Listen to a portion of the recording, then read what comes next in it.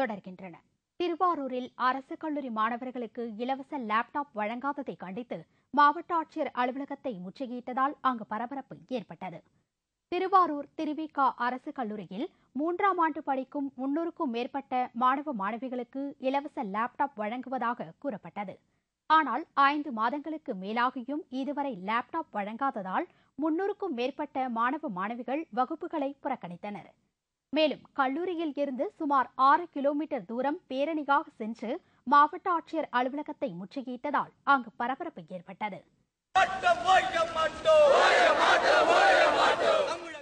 பின்னர் அதிகாரிகள் மாணவர்களிடம் பேச்சுவார்த்தை நடத்தியதில் சமரசம் ஏற்பட்டதால் மாணவர்கள் கலைந்து சென்றனர்.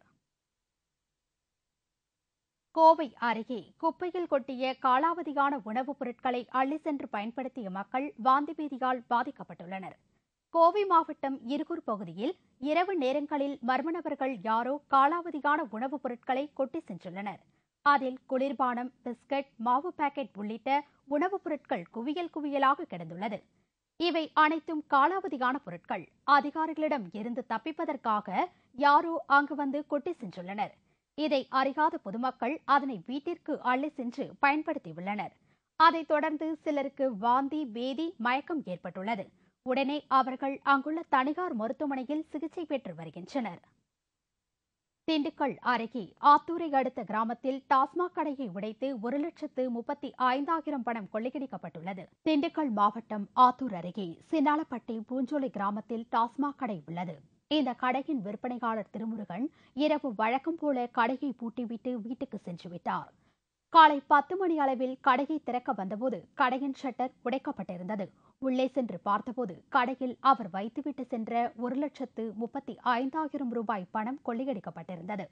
இதையடுத்து திருமுருகன் சின்னாலப்பட்டி போலீசில் புகார் செய்தார். போலீசார் விசாரணை நடத்தி வருகின்றனர். பூஞ்சோலை பகுதியில் அமைந்துள்ள அரசு மதுபான கடையில் நேற்று இரவு சற்று கதவை உடைத்து விற்பனை தொகை 1 லட்சத்துக்கு மேலே சமூக விரோதிகள் திருடிட்டு போயிருக்காங்க.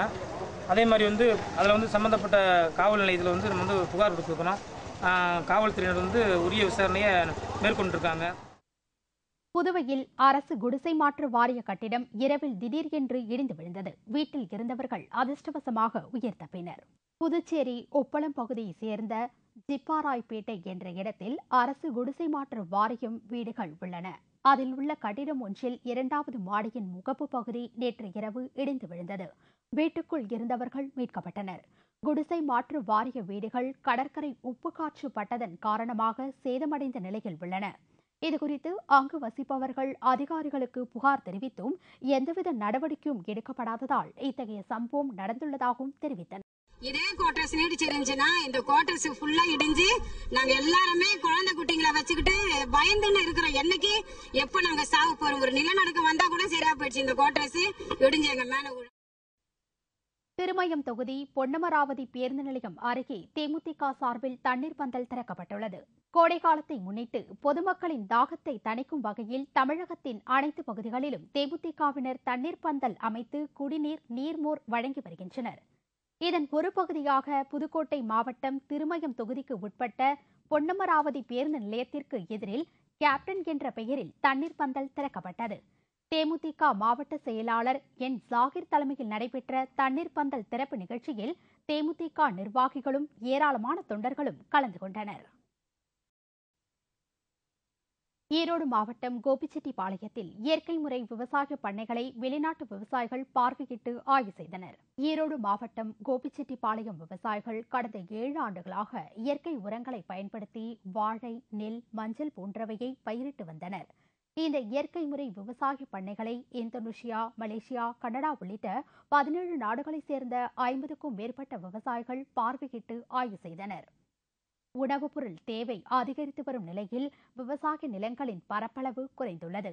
இதனால் உணவுப் பொருள் உற்பத்தியை பெருக்க நினைக்கும் விவசாயிகள் கடந்த சில ஆண்டுகளாக ரசாயன உரங்களை அதிக அளவில் பயன்படுத்தி வருகின்றனர்.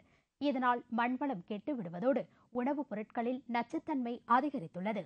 இதையடுத்து சமீப காலமாக இந்தியா, மலேசியா உள்ளிட்ட நாடுகள் இயற்கை முறை விவசாயத்திற்கு முக்கியத்துவம் அளித்து வருவது குறிப்பிடத்தக்கது.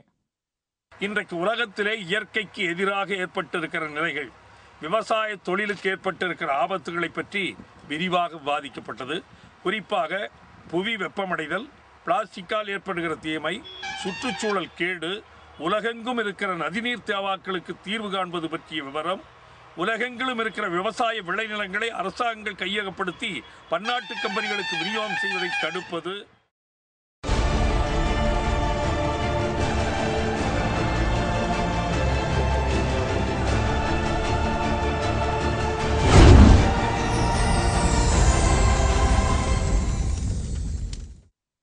ஆச்சரியம், ஆனால் உண்மை.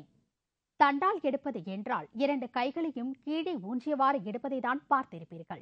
ஆனால் இளைஞர் ஒருவர் ஒரு கையின் ஆள்காட்டி விரலை மட்டும் தரையில் ஊன்றிக்கொண்டு 1 நிமிடத்தில் 41 முறை தண்டால் எடுத்து சாதனை புரிகிறார் என்றால் ஆச்சரியம்தானே?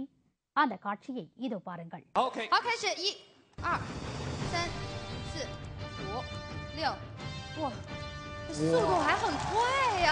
加油加油！ 但我跟你说啊，我现在蹲在地面看谢先生这个理指上啊，加油加油 Stop， 加油！好。 41, which means it's a brand new Guinness World 41 Record. 一个全新的纪录诞生了，恭喜你谢先生，恭喜你谢。 America Miami open tennis போட்டி முதல் நிலை வீராங்கனை ஆசரங்கா அதிர்ச்சி தோல்வி. விவரம் இடைவேளைக்கு பிறகு.